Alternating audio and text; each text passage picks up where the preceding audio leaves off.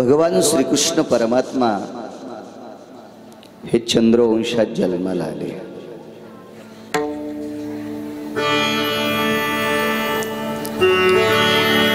या वंशामध्ये देवक आधी करून बऱ्यापैकी राजे जन्माला आले।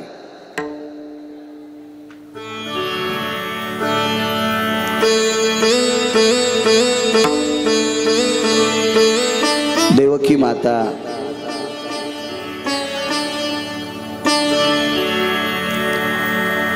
वसुदेवांना देण्यात आल्या।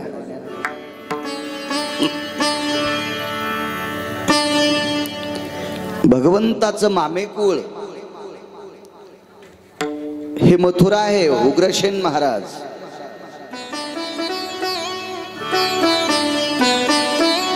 हे आईकडचे आजोबा।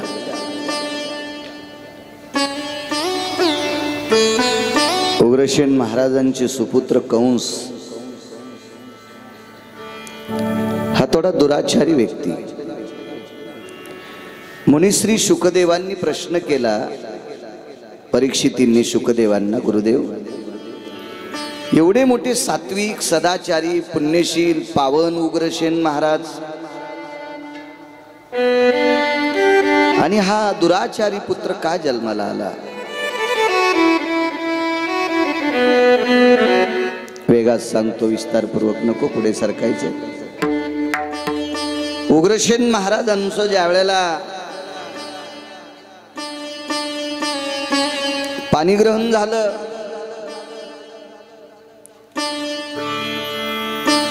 एक दिव्य असा सुंदरसा पर्वत आहे मथुरेमध्ये। उग्रसेन महाराज विराजमान असताना एके दिवशी धर्मपत्नीने वनभोजनाची इच्छा केली। आपल्या चुकीमुळे आपत्य चुकीची जन्मतात,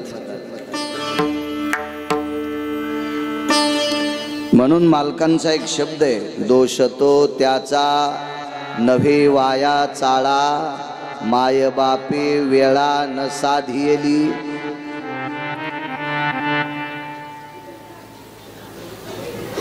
आई वडिलांची चूक असते। उग्रसेन महाराजांनी होकार दिला, वनभोजनाची पूर्ण तयारी झाली, सामुग्री रथात टाकलेली आहे। मोठ्या आनंदाने उग्रसेन महाराजांच्या धर्मपत्नी तयार आहेत। थोड्या चंचल स्वभावाच्या होत्या। साहित्य रथात टाकलं, राजा आहे, राजाला कुण्याही वेळेला अडचण येऊ शकते। आणि मग त्या वनात जाण्याच्या कार्याला विघ्न आलं आणि उग्रसेन महाराजांनी नकार दिला। बाईसाहेब थोड्या तापड स्वभावाच्या, चंचल स्वभावाच्या, कुठलीही गोष्ट शीघ्र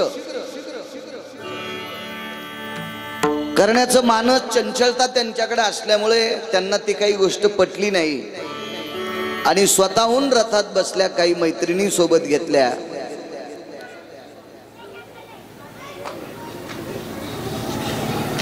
आणि एका पर्वतावर,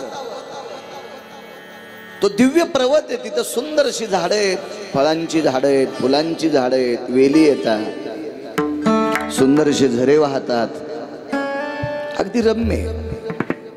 त्या पर्वताचं नाव आहे सुयमान नावाचा पर्वत।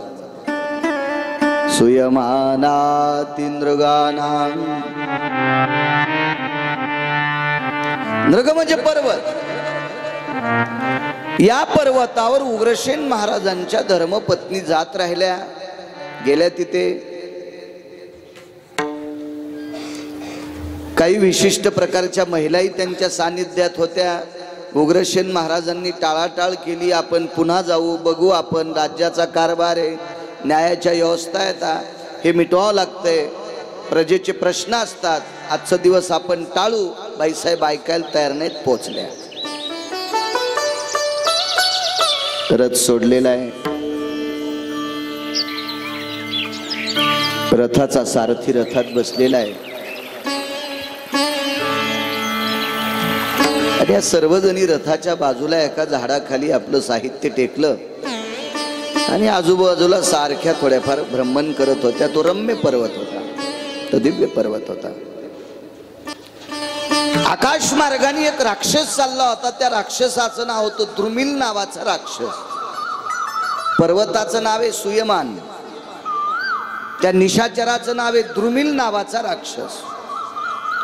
ज्या वेळेला हा द्रुमिल नावाचा राक्षस आकाश मार्गाने भ्रमण करत होता त्यावेळेला त्यानं सव्य दृष्टीनं खाली पाहिलं तर दिव्य एक तेजस्वी महिला होती.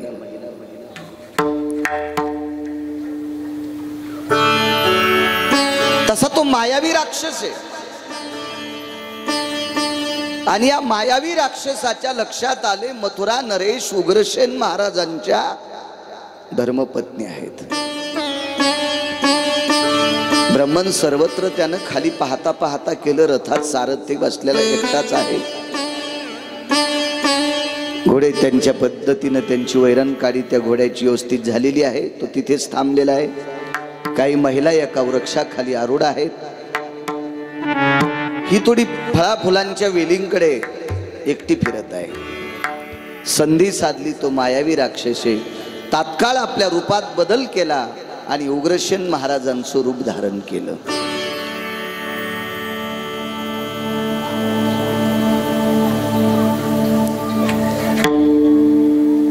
तुम्हाला माहित असावा, परवाला मी एक न्यायदेवतेचं चरित्र सांगत होतो.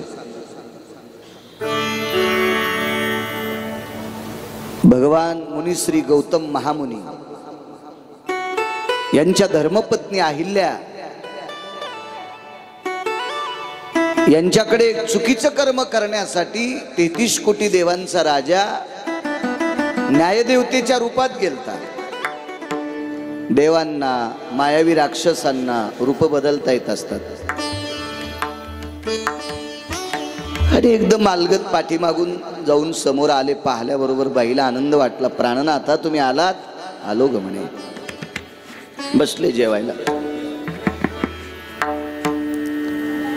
एवढं जेवला तो, एवढं जेवला त्यानं कोणालाच काही शिल्लक ठेवलं नाही, कारण तो माणूस नव्हताच ना. याच्यावरही बाईसाहेबाच्या लक्षात आलं नाही की आपले मालक एवढे जेवतच नाहीत. चंचल स्वभाव असला की बऱ्यापैकी चुकीचे काम होत असतात. कुठल्याही गोष्टीचा एखादं हे करत असताना विचार केला पाहिजे. राजाच्या शयन कक्षाची साफसफाई करायला एक 22 वर्षाचा मुलगा होता. शयन कक्ष आपल्या प्रचलित भाषेमध्ये रामसर आपण त्याला बेडरूम म्हणू. बसा महाराज.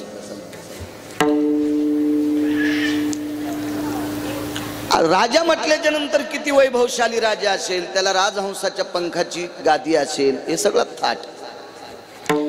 बऱ्याच दिवसापासून त्याच्याकडे ते काम होतं आणि त्याच्या मनात एक भाव निर्माण झाला, ह्या गादीवर झोप किती छान लागत असेल. काही गोष्टी करत असताना विचार केला पाहिजे.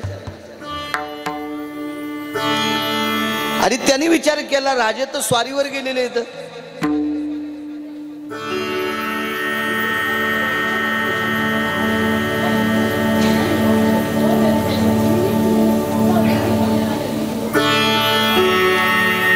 काही कामानिमित्त बाहेर गेलेली होती. राणी साहेब त्यांच्या राणीवशात आहेत. आपण 5-4 मिनिटं जर झोपून बघितलं तर काय होईल.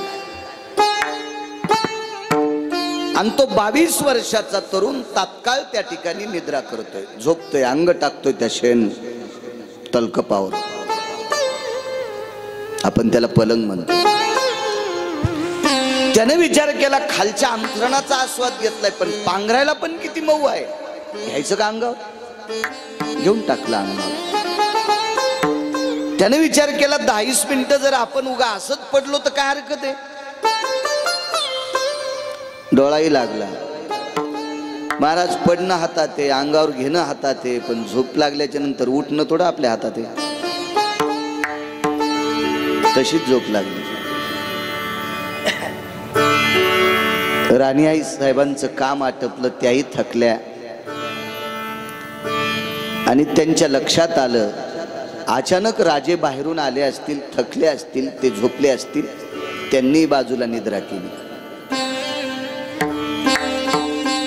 त्यांनी त्यांचं पांघरण अंगावर ओढलं. काही गोष्टीचा तात्काळ विचार केल्याच्या नंतर किती घात होत असतो.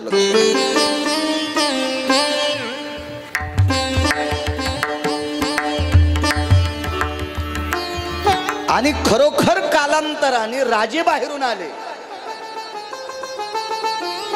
काका शयन कक्षात ज्या वेळेला राजानं प्रवेश केला त्यावेळेला काय दिसलं असेल? एकीकडे महाराणी आहे, एकीकडे कोणीतरी एक पुरुष झोपलेला आहे. पण राजाच्या त्या शयन कक्षामध्ये, त्या राजवाड्यामध्ये काही दाशा, अशा विवेक संपन्न दाशा होत्या. जशी मी तुम्हाला धात्री सांगितली, जशी कांतीप्रिया सांगितली, अशी त्या राजाकडे विवेकाचं शिखर गाठलेली एक दाशी होती. आणि ती कुठेही चांगल्या प्रकारच्या मनी लिहित होती. तिनं राजाच्या शयन कक्षात एक मन लिहिली, ती काही काम करण्यापूर्वी विचार करावा अशी एक मन लिहिली. राजाने विचार केला, अख्खं आयुष्य संसारात आपण संसारातल्या लोकांसाठी खर्च करतो आणि त्या प्रपंचातली आपली पत्नी सुद्धा आपल्यावर बेविश्वास आहे.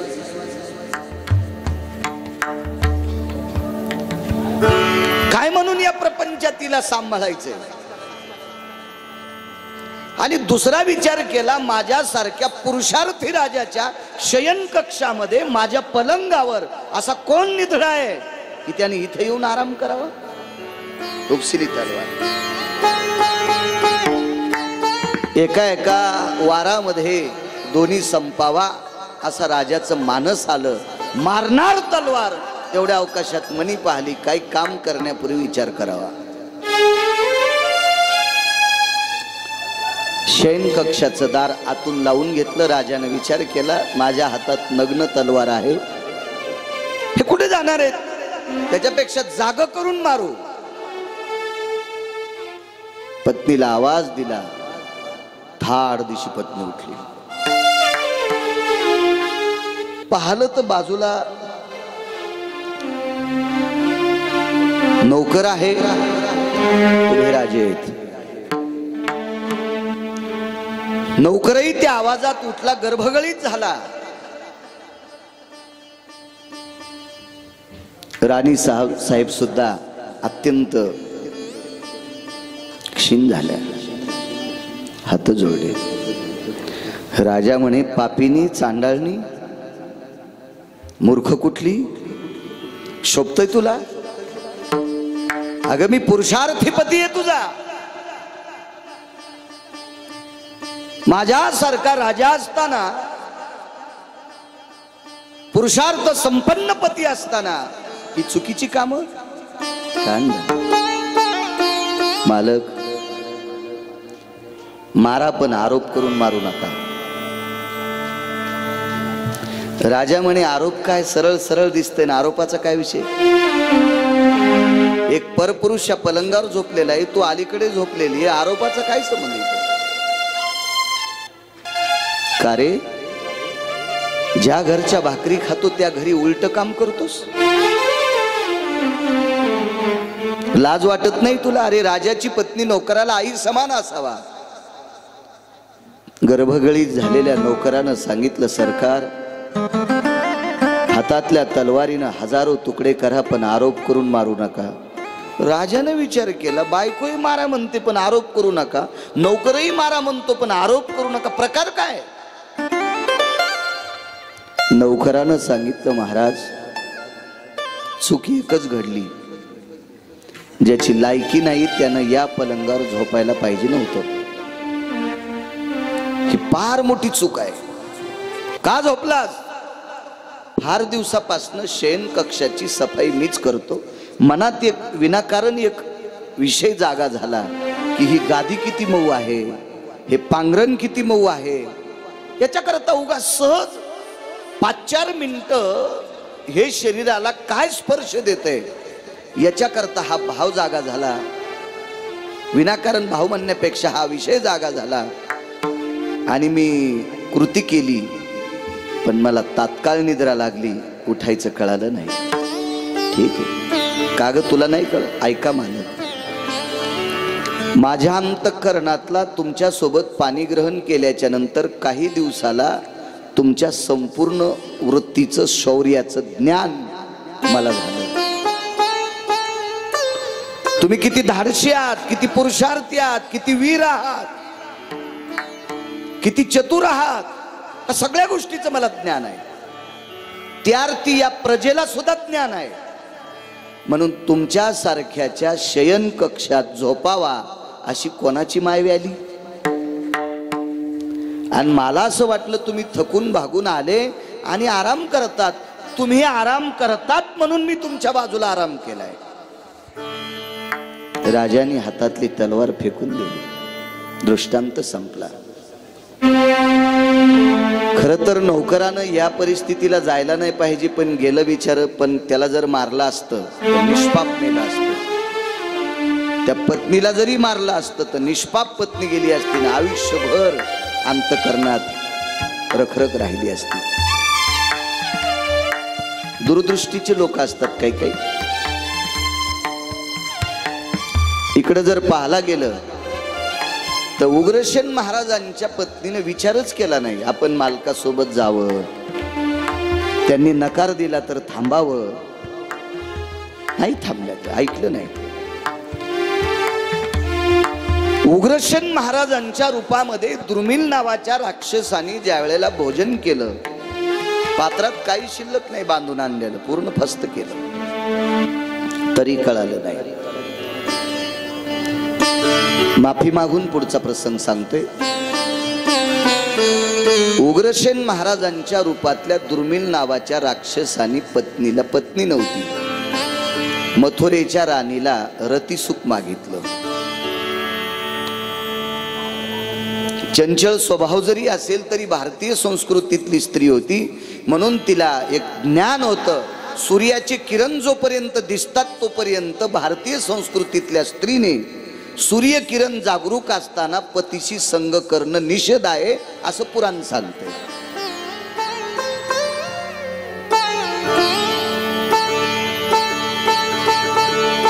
बाकी पशुला सगळ्या गोष्टी माफ.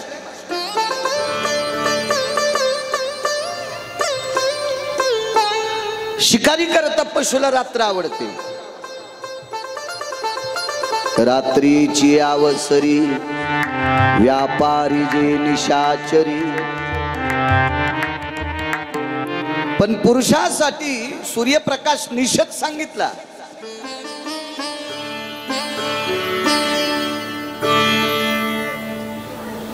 तेवीस प्रकारच्या चुकीने युक्त अपत्य जन्माला येत असतात.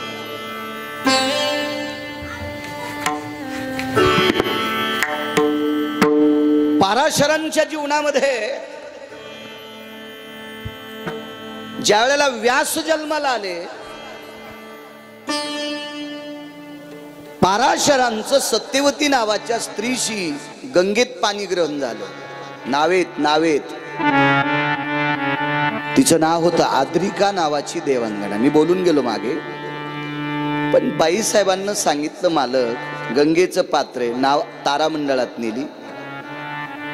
सूर्य असताना रतिसुख देता येत नाही, हे संस्कृतीतल्या नियमात बसत नाही. चुटकी वाजल्याबरोबर 2:30 वाजता दिवस माळवला.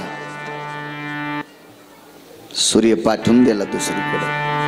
पाराशरांच्या बाबतीत. पण इकडे तर या राक्षसामध्ये ती ताकद नाहीये.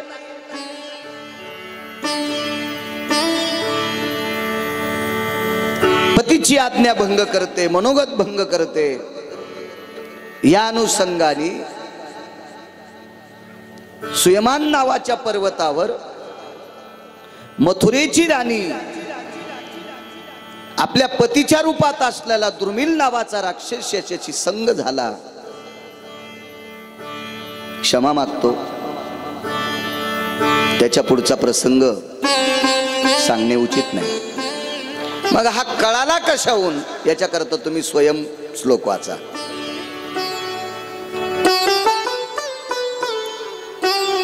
किंवा त्याचा मराठी अनुवाद तुम्ही स्वतः वाचा. मावल्या पुढे बसलेल्या आता माझं वयही त्या योग्यतेचं नाहीये, माझी ती पात्रता सुद्धा नाहीये. तू कोण?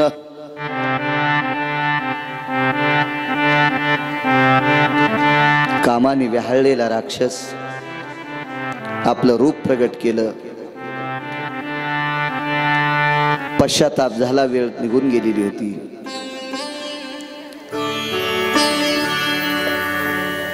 तंबी मिळाली.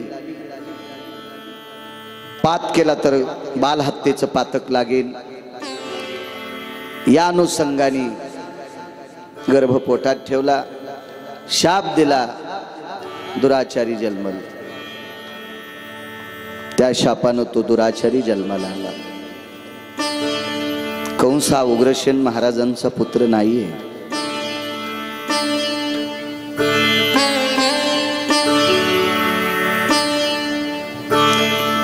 आपण केलेल्या चुकीच्या व्यवहाराचं ते प्रायचित्त आहे. कंसाकडे 8 पहिलवान होते. गय, गवाक्ष, मुष्टिक, चानूर असे पहिलवान होते. 5.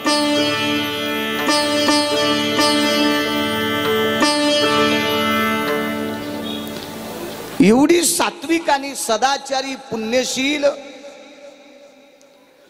आलका नावाच्या नगरीतील एका स्वस्ती स्त्रियेच्या ब्राह्मणाची मुलं होती.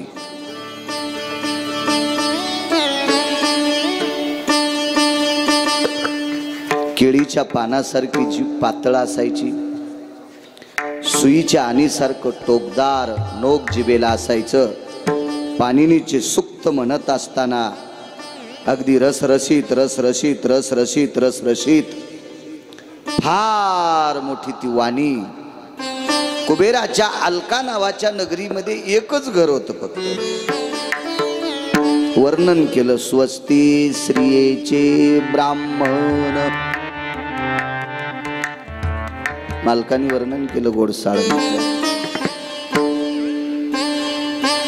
5 मुलं होती.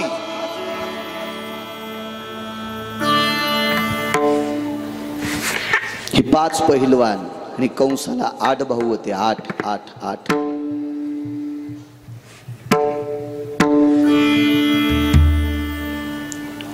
राजा बळीच्या नगरीमध्ये विद्यार्जन करण्याकरता पाठविले.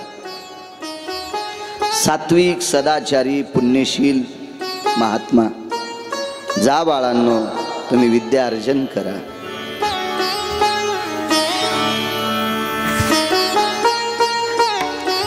मला असं वाटतंय कीर्तनकाराचा मुलगा, ब्राह्मणाचा मुलगा, भागवतकाराचा मुलगा, रामायणकाराचा मुलगा, प्रवचनकाराचा मुलगा, मृदंगाचार्याचा मुलगा, शिंतवाल्याचा मुलगा, नाही शिंत नसते तसं नाही, भजण्याचा म्हणावं लागेल. शिंत तमाशात बी वाजिला जाते ना. एका भजण्याचा मुलगा कोणत्याही क्षेत्रात जाऊ द्या, व्यापारात जाऊ, राजकारणात जाऊ, कशातही जाऊ, पण त्याची आपल्या धर्मावर पकड असली पाहिजे.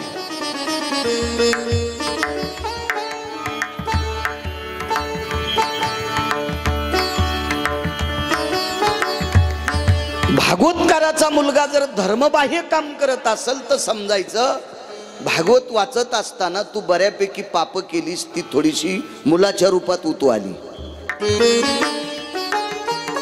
म्हणून एक मालकाचा पुरावा आहे, संताचे आप्त 90 संत.